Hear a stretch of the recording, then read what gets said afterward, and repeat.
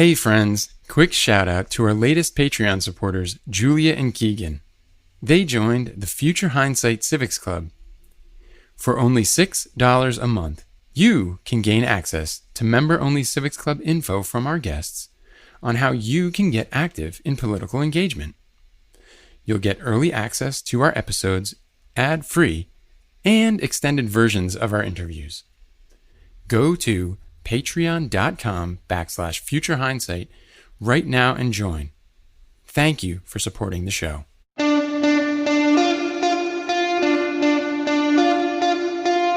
Welcome to Future Hindsight. I'm your host, Mila Atmos.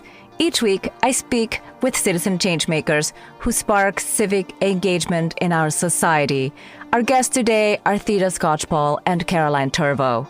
Together, they edited Upending American Politics, Polarizing Parties, Ideological Elites, and citizen activists from the Tea Party to the anti-Trump resistance. Theda Skocpol is the Victor S. Thomas Professor of Government and Sociology at Harvard University. Her research focuses on U.S. social policy and civic engagement in American democracy, including changes since the 1960s. She was awarded the Johann Skytte Prize in Political Science for her visionary analysis of the significance of the state for revolutions, welfare, and political trust, pursued with theoretical depth and empirical evidence. Caroline Tervo is a research editor at Harvard. This episode is about grassroots organizing on the right and the left and how these groups impact politics on the state and national levels. We rely on national surveys that pose questions to disconnected people all over the country and then add up the results by race or gender or whether people are liberal or conservative. But it doesn't tell us very much about the capacity of various kinds of people to work together to affect an outcome. So we, in our work, start with the idea that looking at the connections, the networks among people, looking at organized groups that sustain their efforts over time, that's the best way to get a handle on what's likely to happen. We discuss the patterns of organizing in Tea Party and resistance groups, the depth of civic engagement across all areas in the United States, and also the kinds of organizing that supported Donald Trump to win the White House. Let's listen in. Thank you, Theda, for joining us. Glad to be here. And thank you, Caroline, for joining us as well. Thanks for having us, Mila. We're interested today in how groups or movements acquire political power. And in your book, Upending American Politics, you analyzed elite and grassroots efforts on both the right and the left in U.S. politics. In this book, you argue that politics is best understood as organized teamwork. What does that mean in practice? I think a lot of times we take shortcuts to try to understand American politics. We rely on national surveys that pose questions to disconnected people all over the country and then add up the results by race or gender or whether people are liberal or conservative. But it doesn't tell us very much about the capacity of various kinds of people to work together to affect an outcome. So we, in our work, start with the idea that looking at the connections, the networks among people, looking at organized groups that sustain their efforts over time, that's the best way to get a handle on what's likely to happen. And that's especially true in U.S. politics because it's not one big national contest, is it?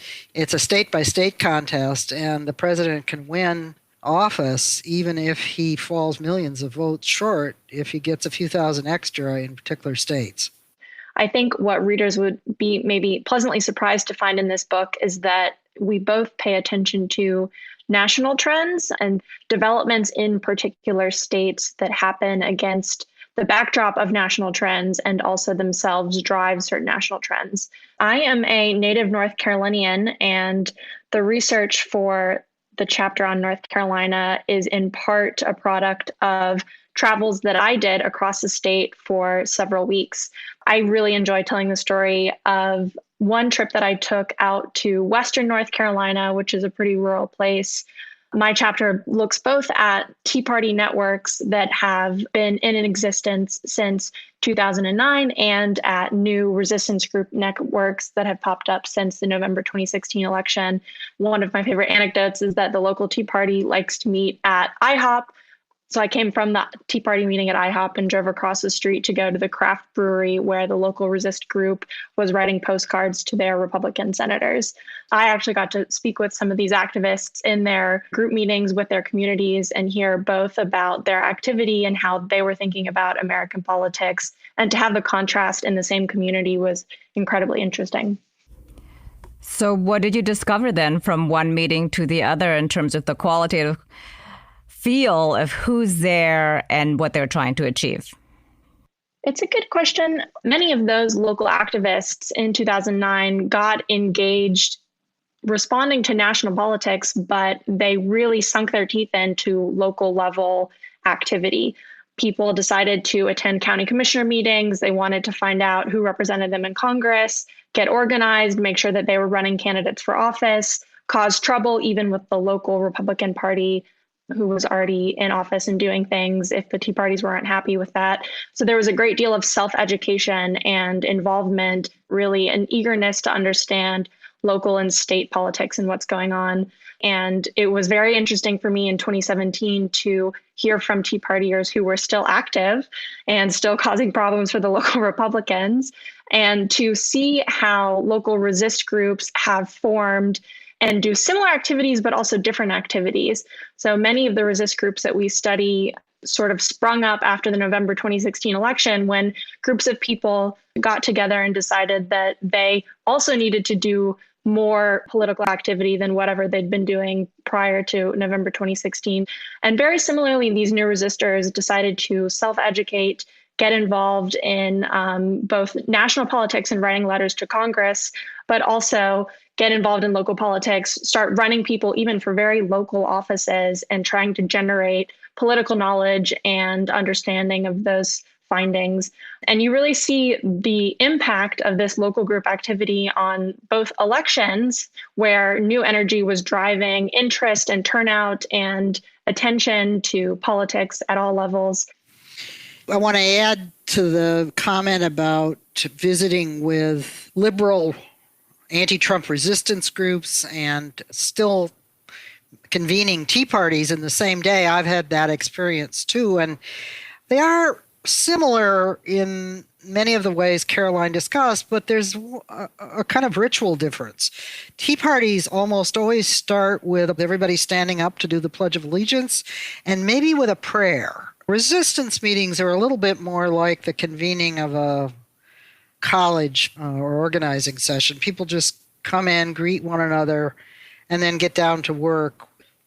So in terms of the Tea Party, since they have a head start by many years, in what way has their grassroots organizing actually shaped the organizing on the left? They're similar in that these are mass citizens movements that created groups all over the country in response to an election where a president that alarmed the other side took office in Washington, D.C. at the same time as a Congress of his own party. Barack Obama and the Democrats were very shocking to conservatives in 2008, and many of them started organizing the Tea Party movement in 2009. And in 2016, an even faster reaction occurred on the left, partly because the election of Donald Trump was such a shock to most middle-of-the-road and liberal Americans. The organizing of the resistance groups started within days after Donald Trump was elected, and the massive women's marches that occurred in early 2017, the day after Trump's inauguration, were even larger than the first wave of national Tea Party demonstrations that happened in April of 2009. The Tea Party created a model that some of the organizers of the resistance groups, and particularly those that were linked to the National Indivisible organization, directly imitated. The people who created the National Indivisible organization, young former congressional staffers who had witnessed the Tea Party attacking their bosses firsthand in 2009, put out a guide in December of 2016 saying the left can do what the Tea Party did on the right. Here's how you do it.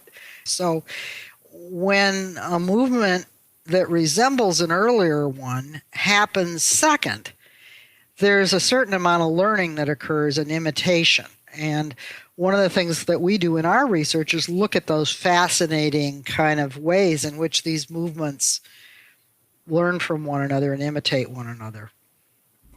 So in your mind, what do you think are the best methods for organizing, the thing that people need to be replicating if you want to organize? What we learn at the grassroots Tea Party and the grassroots resistance is that even after many decades in which American civic life has seemed to be professionally dominated, groups of citizens that volunteer their time and meet recurrently and reach out to shape discussions in their local communities and their state politics can have a national impact too. And that's because American politics is ultimately grounded in districts that elect legislators and congressional representatives, and that add up to votes in the Electoral College and in the Senate contests that are state by state. What's so interesting about the grassroots components on the left and the right in recent times is, in a way, ordinary citizens have rediscovered the value of volunteer group formation and activities together. You really get a sense for the many different ways that volunteer grassroots organizing impacts politics. For example, new grassroots groups actually generated people to run for office and actually generated people to work on the campaigns of people who are running for office, which we may take for granted that is a know-how and a capacity that exists already. But in many places where big D democratic presence has receded over recent years, actually having people who are interested in creating that knowledge and reaching out to citizens, turning them out to vote, and cultivating political know-how has quite a big impact in changing the long-term makeup of a party and its presence in different places. The resistance organizing in reaction to Donald Trump, both national and particularly across so many local communities of all kinds, even in places that are totally dominated by conservatives and Republicans. And what that has done is to create a presence for Democrats that the Democratic Party itself had lost in many parts of the United States. So these are movements that are in some ways revitalizing and changing the state and local capacities of their respective political parties. We definitely see these new organized volunteers often running for local Democratic Party offices and forcing the old boys to open up to new networks of people, because the resistance groups on the left are dominated by about 75 to 90% women. And they are insisting on a more open and inclusive style of state and local Democratic Party politics that really boosts all kinds of Democratic candidates, but also creates a new set of issues for Democrats to consider. This week's episode is once again brought to you by the Jordan Harbinger Show. We're so thankful to have Jordan's support and all he does for independent podcasts like ours. If you like insightful interviews, I recommend you check him out after you're done listening to my show this week. He boasts a slate of fascinating guests, and he asks the questions that get to the heart of the matter. As you know, I'm a huge believer in asking those. We all have an amazing story inside of us, and Jordan is super skilled at bringing that story to life for his listeners.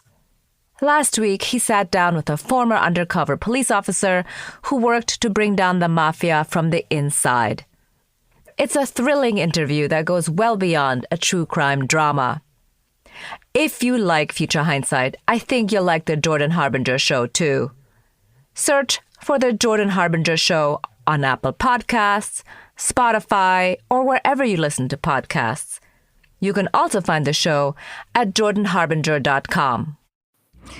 In terms of the 2020 election, what do these grassroots groups have to do in order to make sure that the candidate on the Democratic side is actually going to clinch the White House, and that they need to also extend more gains in the House and potentially flip the Senate, in addition to, of course, winning state and local offices, because that's a big lift. Yeah. Well, it works better if they tackle it all together. I think the 2018 election was really very telling about the new energy and connections that grassroots resistance groups could bring to Democratic candidacies all over the United States. We've gotten to know the state of Pennsylvania in almost too much detail. It's like the entire United States packed into one state, stretching from the urban political machines of Philadelphia and Pittsburgh through the often kind of Republican-leaning suburbs and exurbs until recently, and vast stretches of rural Pennsylvania that are very conservative. Resistance groups formed in all of those places in 55 out of 67 counties. The activities of these female-led anti-Trump resistance groups often complemented Democratic candidacies, sometimes Democrats running for office in places they hadn't even run, or gave new energy to suburban groups that were moving from the Republican Party to the Democratic Party, since suburban women who voted Republican often don't like Donald Trump.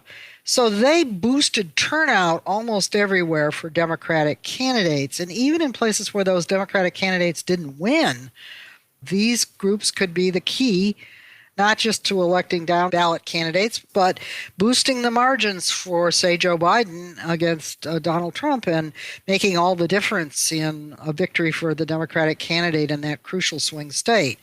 Now, of course, the pandemic is a kind of curveball that's been thrown into all of this, because what we found in our questionnaires in 2018 is that most of the resistance groups across the state were going out and knocking on doors weekend after weekend and talking to their neighbors.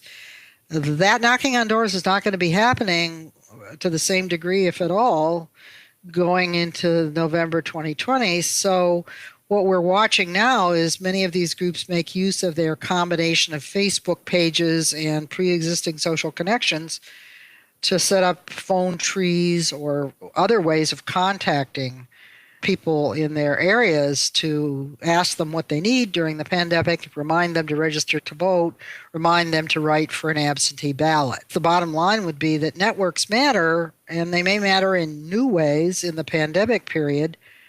Can you marshal the networks that people already had to make sure that people vote in the changed circumstances?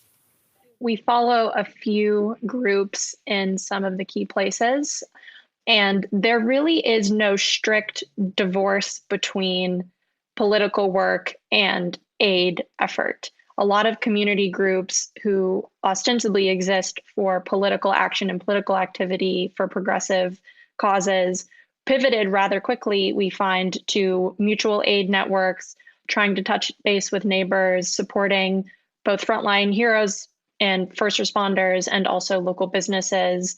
I think we'll continue to see more of that as this pandemic goes into different stages, and the extent to which those networks are being leveraged for grassroots groups to reach out and stretch the network and make a useful presence in the community.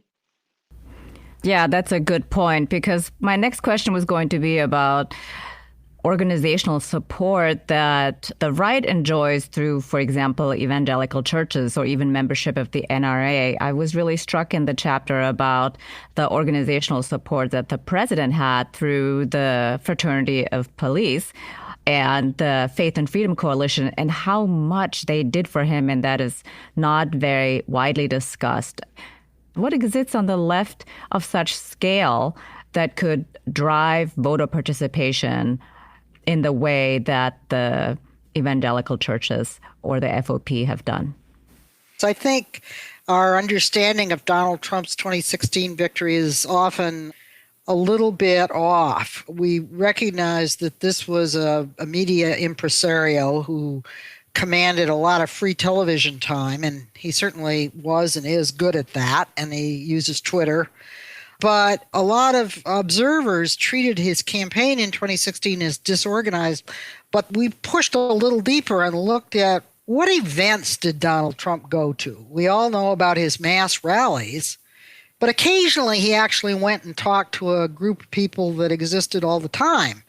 The groups were usually groups of evangelical Christian right ministers who had big congregations or networks of congregations and maybe national media operations, or they were gun groups like the NRA, or they were meetings of the Fraternal Order of Police, which endorsed Donald Trump, even though it hadn't endorsed Mitt Romney 4 years before, because Donald Trump spoke up for white police in their clashes with the Black Lives Matter movement. By the way, this is something that's coming up again now, isn't it?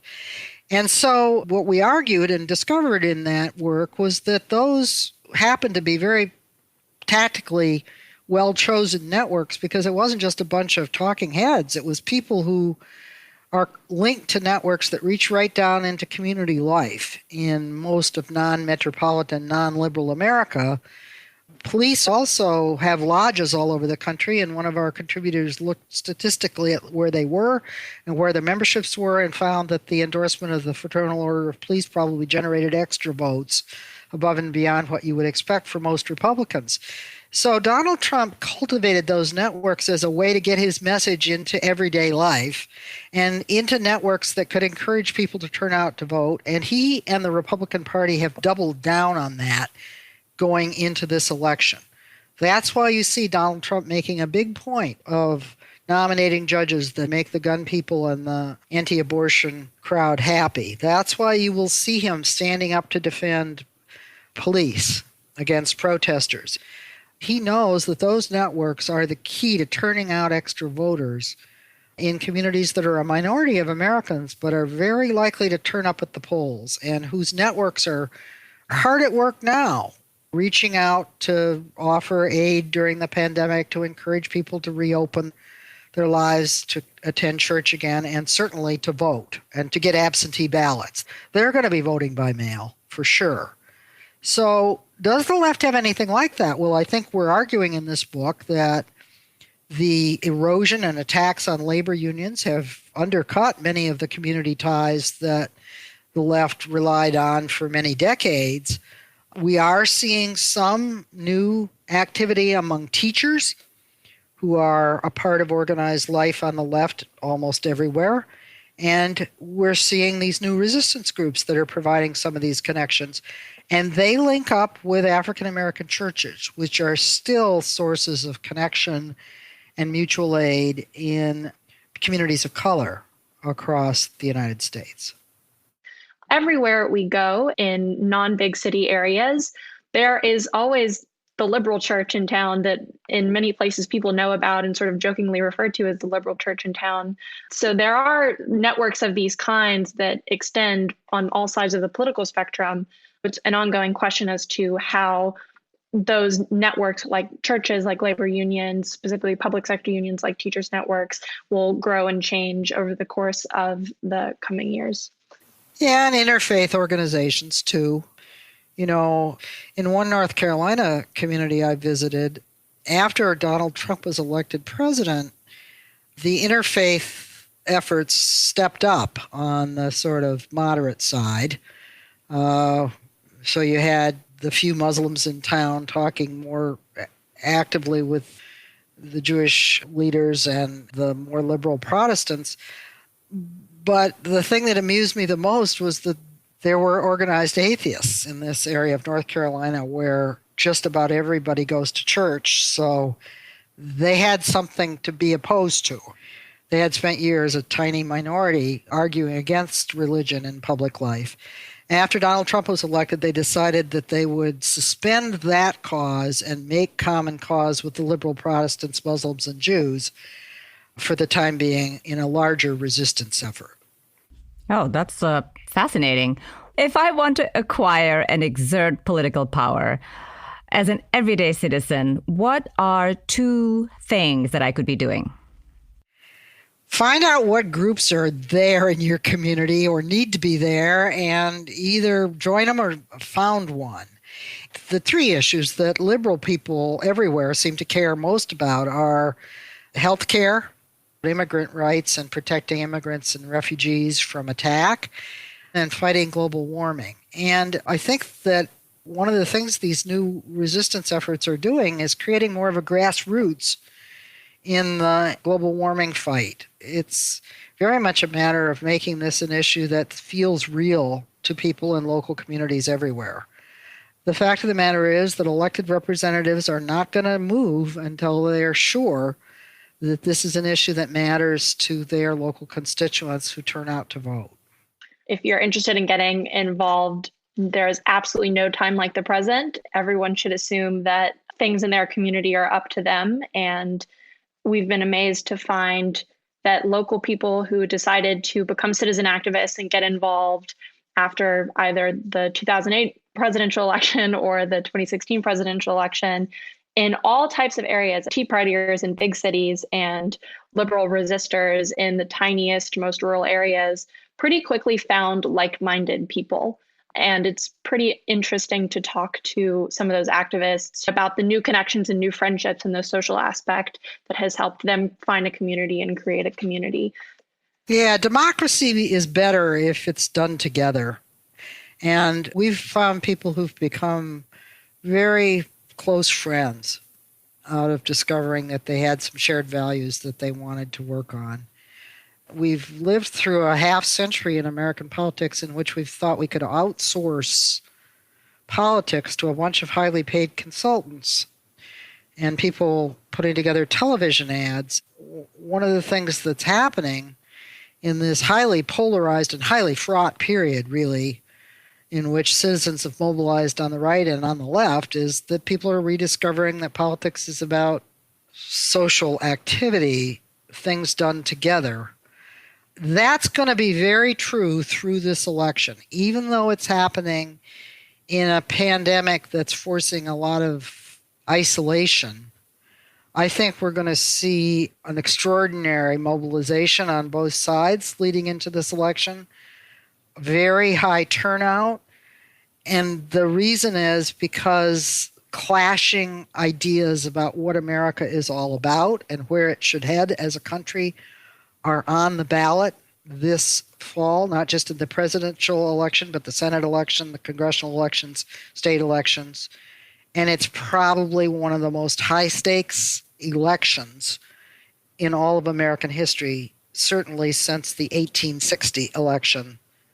And look at how ordinary Americans are experiencing this extraordinary moment and working together to influence it. Yeah, it's fascinating how many people are now so invested in the civic engagement part as opposed to only watching it on television or maybe only engaging on Twitter, but actually willing to do the organizing, showing up at the IHOP or the brewery and writing postcards, knocking on doors. So last question. Looking into the future, what makes you hopeful? Oh, I find it very hopeful that American citizens, including citizens I might not agree with, have become more engaged in public life. Everything from learning how gerrymandered district actually divides them up and thinking through what they believe about particular kinds of local and state as well as national public issues and then doing something about it together. I think that's hopeful. I believe ultimately that ordinary Americans have some common sense. I'm hopeful about a renewal of American citizenship. And I'm also hopeful that there'll be a new understanding of why honest and effective government matters at all levels. I think this pandemic opens the door to making that case and people finding it believable. So I'm an optimist, but I'm a realistic optimist. I also understand that the United States and the world are at choice points and that things could go in very, very ugly directions if the people who have a forward-looking and inclusive understanding of democracy do not prevail. Indeed. How about you, Caroline? What makes you hopeful? I am encouraged and inspired by both citizen activists who have taken their engagement to new levels and have, without pay, devoting a ton of time and energy into their activities locally to make a difference and to talk to their fellow citizens about the vision for democracy that people could all share. And a lot of young people are really interested and curious as to how the country got here and are better understanding a possible role that they can have in righting the ship, especially as those of us in my generation have, to live with whatever our country ends up choosing at these next few important crossroads. And I'm continually inspired by young people who are determined to make a difference. Hear, hear. Well, thank you very much, both of you, for being on Future Hindsight. Thank you. We enjoyed it. Pleasure talking to you. Thanks. My favorite part about this interview is that it clearly shows us how impactful our civic engagement actually is. Whether you're organizing for the Tea Party or the Fraternal Order of Police, or for the resistors. It bears repeating that our voice is strongest at the state and local level, and that activating our networks, knocking on doors, and getting out the vote works. Boosting the margins in a swing district could be the difference between winning and losing. Michelle Obama just reminded us of this during her DNC convention speech when she referred to the outcome of the 2016 presidential race. She said, "In one of the states that determined the outcome, the winning margin averaged out to just 2 votes per precinct. 2 votes. We are more powerful than we think we are. Vote and engage with democracy. It matters." Next week, our guest is Alexander Hurdle Fernandez. He's the author of State Capture: How Conservative Activists, Big Businesses, and Wealthy Donors Reshaped the American States and the Nation. He's a political scientist who studies the political economy of the United States with an emphasis on the politics of organized interests and public policy. State governments play an enormously important role in American politics. They control a variety of levers that directly shape the experiences that everyday Americans experience in their daily lives. So, for instance, it's state governments, not the federal government, that play a major role in setting labor standards around the minimum wage. Similarly, states control levers around health insurance. States are the key actors in implementing the Affordable Care Act. And lastly, states are in charge of administering elections.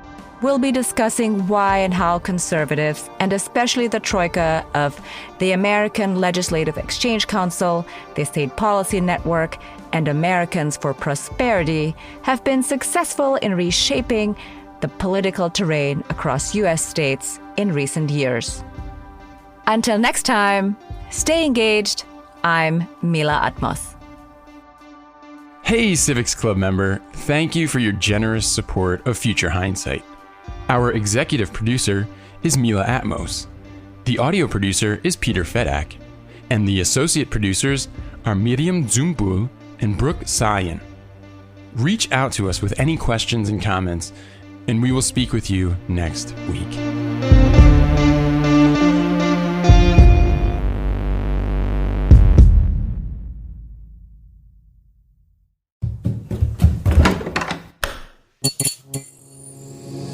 This podcast is part of the Democracy Group,